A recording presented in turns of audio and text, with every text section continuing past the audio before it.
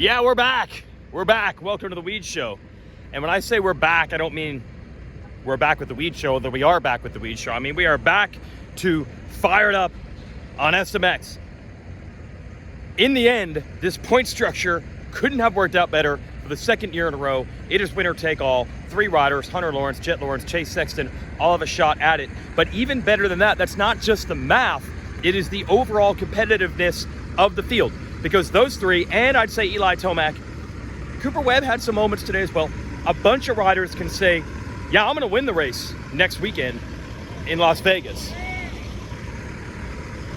And that's exciting.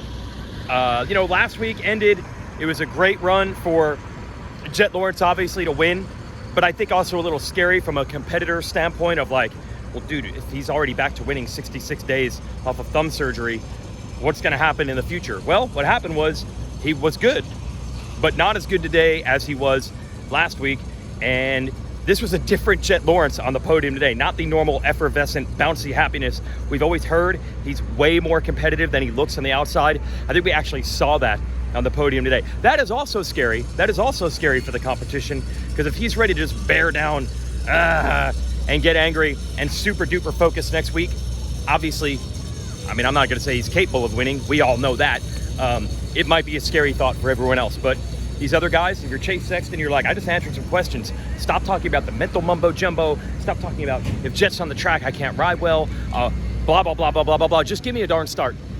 Just let me start with these guys. I don't know why the starts are so bad. He can't solve this. But the second moto start wasn't good for those guys. He was awesome, and he just rolled. Like, he just rolled, and that was the most dominant performance we've actually seen in SMX in the 450 class so far. So if you're Sexton, you're like, bring it on. I just proved I can win this thing straight up.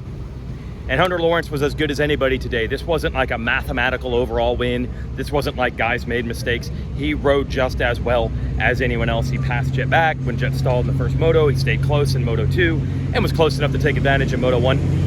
It was awesome, man. It was awesome. Just giving you the scene here from Texas Motor Speedway as they're clearing out the garages. And, last week, like I said, ends with Jett winning, and it's like, oh, what's that going to look like going forward? And then also the riders we're talking about, that's a lot of racing, long season. But, man, you can't not be fired up on this scenario right now. And as I said last week, for the riders, there's a lot of money on the line. So that's the incentive to go out there and race into September. And that playoff style Game 7, this is the one that matters moment. We got it. What's up, Chiz? And man, I'm just, it's not the math. With the triple points, we can have situations. Mike from the AMA. What's up, buddy? Triple points. Let's do that math.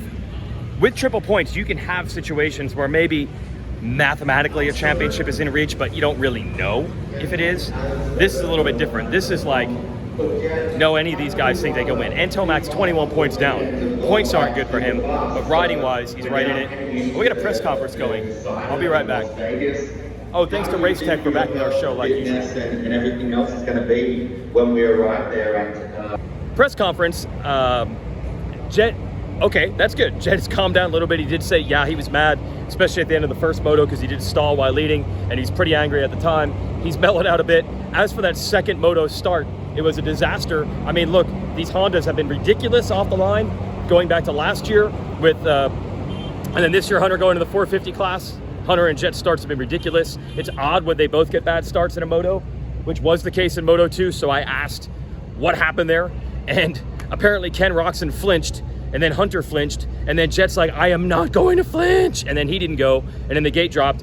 Roczen and Hunter were in the back, and then Jett was just as bad because he was trying not to go. And that leads to Chase Sexton getting a good enough start behind Dylan Ferrandis. Chase used the words, actually getting a whole shot. Too much media, Duff. I can't talk to you. You do too much media. I do too much media. You do too much media. Weege is making me too famous. Like, but you did talk to the great Justin Brayton today on Race Day Live. Yeah, and I just talked to him a few minutes ago too. So. Yeah, too much media. Too much media. Duff just keeps on cashing bonus checks from the Deegans. I heard they pay him well. Honda people are very excited. Another win. Oh, look at this right here. I hope you guys can see that back there. That is an awesome scene. That is rad. Hey, congratulations. Good job. Thanks. That was awesome. So we have the dream scenario next week. It's winner take all, but it's a true winner take all where we don't know who is actually going to win. And Eli Tomac has shown he's here to play. Like I said before the press conference, the math will be tough, but would anyone be surprised if Eli Tomac won the race? Ah, the Texas mustache. John Short. How are you? What's up, dude? Good to see you. Yeah. I'm going to the parking lot because I got to go. I got a flight tonight, and I'm taking the great Justin Brayton to the airport. That's what we do, man. We support each other. Super team. How good was the pre and post-race show, by the way, with Katie Osborne, Adam Cianciarulo, and Justin Brayton? I said this last week. Think of the cool things that we're almost taking for granted now. Not only with SMX, we're getting to race in these different facilities and things like that. The fact that we have James Stewart and Ricky Carmichael in the booth bench racing, I don't think anyone was drawing that up, that you have RC and Stu on the show together every week. A couple of years ago, no one was thinking that was going to happen. You get Brayton and AC and their analysis. JT, my guy, does an excellent job. I mean, JT called the rhythm lane last week. That was going to be a big factor in last week's race. On Thursday, he wrote about it in RacerX Online, saying if anyone wants to quad, that's going to be the difference maker, and it was. So things are firing on all cylinders, all around. I'm just back to being stoked with this math and this scenario.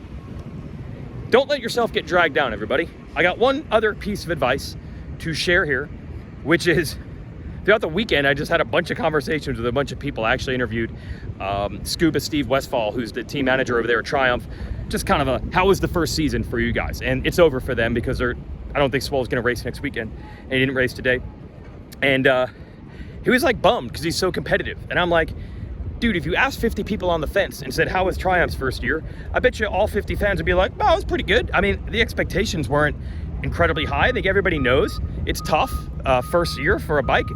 We've never really seen that be successful. We'll see how Ducati, Beta didn't they got good at the end with Benny Bloss, but the beginning of the year in Anaheim 1 was a disaster. But he's like, yeah, I go in these comments, man, and people are just tearing us apart, and it drives me nuts. I got advice for everybody out there. I might follow it here with this very own video. Just don't read the comments, people. Don't get bummed out. We all know how human nature is. We've all experienced this. You can hear 99 great things and one negative thing, and it drives you nuts and makes you think that's the true narrative. Look at this guy. Makes you think that's a true narrative. That's my advice, people. Don't focus too much on that. We have this feedback loop that's built into our lives now. There's a lot of great things going on, and don't let the one person bum you out. That's my advice. Yeah, Don't read the comments. That was deep. Yeah, don't read the comments. Because if you get 1,000, if you get 99 good ones and one bad one, which one do you think about? You notice the bad stuff. And then then stands out. Yes, Yeah. and then you think that's like, this is what people really think. But it's one. It's not, yeah, so just don't. I think a lot of us think like that little voice in us, if you have maybe some self-conscious stuff. Yeah. A lot of us have that little voice that like punks us, right? Yes. And then so you can get uplifted, good comments, all this stuff all the time.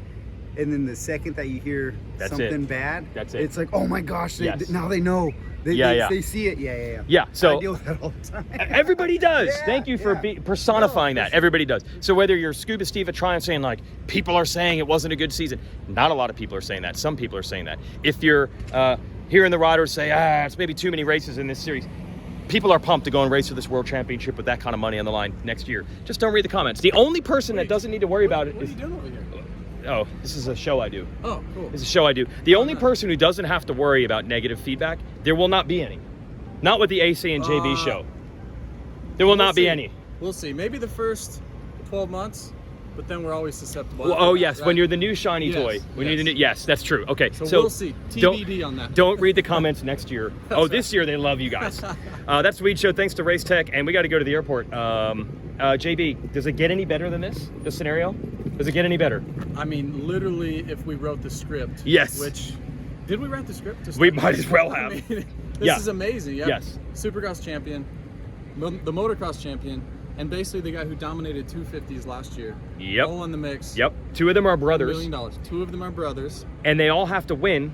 But you also have this Eli Tomac guy who could beat them all, potentially also, to really mess it up. Absolutely. And by the way, Cooper Webb was pretty good in that last one. Yep. I just talked to Ken Roxon. He said he hadn't felt as good as he'd felt in that second race. the whole 2 weeks of SMX. He was down the first turn, came back to almost get Tomac late. Yes, So because he he's caused the. his stride. I mean, I'm just saying it's going to be unbelievable. We have 7 guys that think they could win next week, Yes. and 3 of them that have to. All right, that's great. See, don't let the comments bog you down. Positive things are happening. We'll see you next week. Let's go to the airport.